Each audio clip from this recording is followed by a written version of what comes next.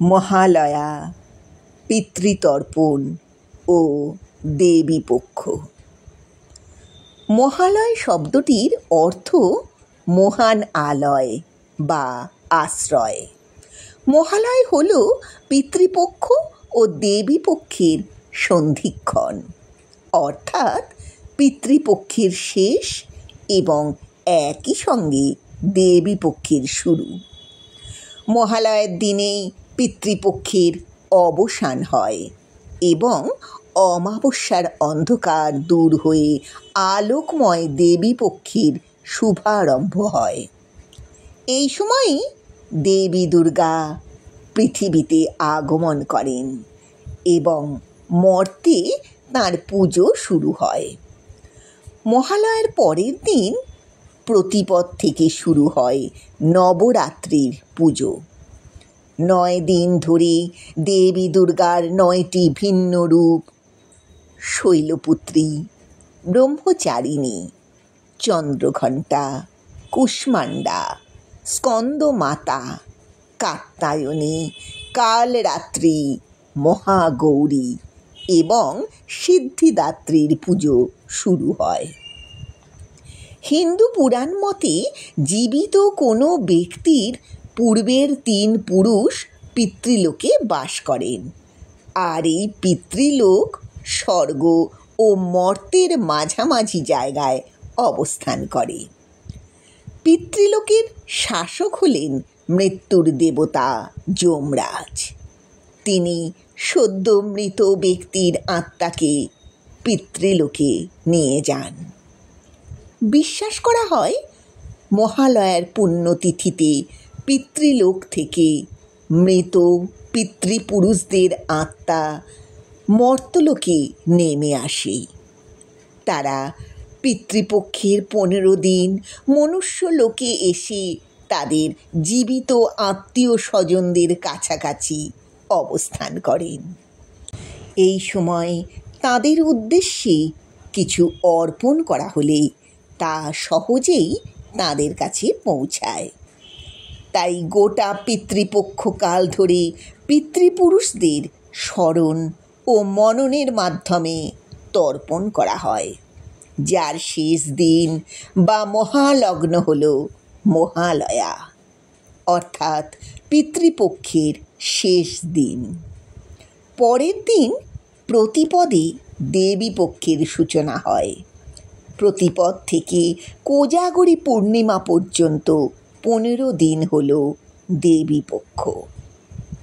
শাস্ত্রমতে মহালয়া অমাবস্যার পুণ্যদিনে পিতৃপুরুষের উদ্দেশ্যে জল নিবেদন করে তর্পণ করলে পিতৃপুরুষেরা নরক যন্ত্রণা থেকে মুক্তি পান।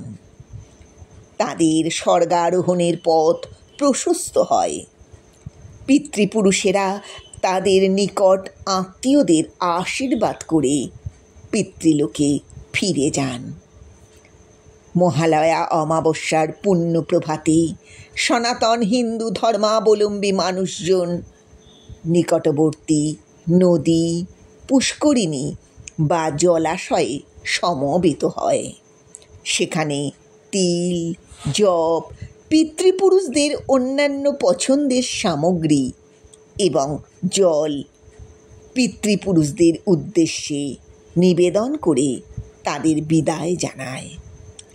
পিতৃপুরুষেরা তাদের উত্তরপুরুষদের কাছ থেকে জল গ্রহণ করে তাদের আশীর্বাদ করে পিতৃলোকে ফিরে যান।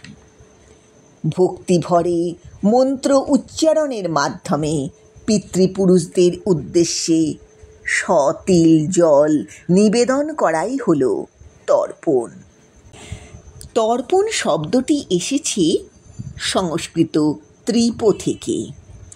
হিন্দু ধর্মে দেবতা, ঋষি, পিতৃকুল ও মাতৃকুলের মৃত পূর্বপুরুষদের উদ্দেশ্যে জল নিবেদন করে তাদের সন্তুষ্ট করার পদ্ধতিকেই তর্পণ বলা হয়।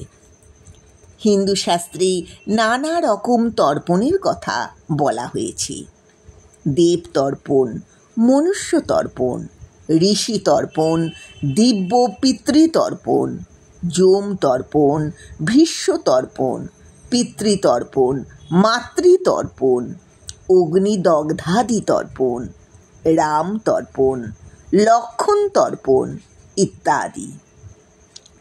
এইসব বিভিন্ন তর্পণের মধ্যে মহালয়ার পুণ্যতিথিতে পালন করা পিতৃতর্পণই হল সাধারণ মানুষদের মধ্যে সবচেয়ে প্রচলিত তর্পণ। হিন্দু ধর্মে মহালয়া অমাবস্যা বা পিতৃতর্পণের দিনটি খুবই গুরুত্বপূর্ণ। এই দিন তিথি নিয়মের বাইরে সব পূর্বপুরুষদের শ্রাদ্ধ করা যায়। এই জন্য যেসব ব্যক্তি কোনো কারণে পূর্বপুরুষের সাংবৎসরিক শ্রাদ্ধ করতে পারেন না, তাঁরা মহালয়া অমাবস্যার দিনে পিতৃতর্পণ করে থাকেন। মহালয়া অমাবস্যা তিথি শেষ হওয়ার সাথে সাথেই শুরু হয় দেবী পক্ষ। প্রথমে হয় দেবীর বোধন অর্থাৎ জাগরণ।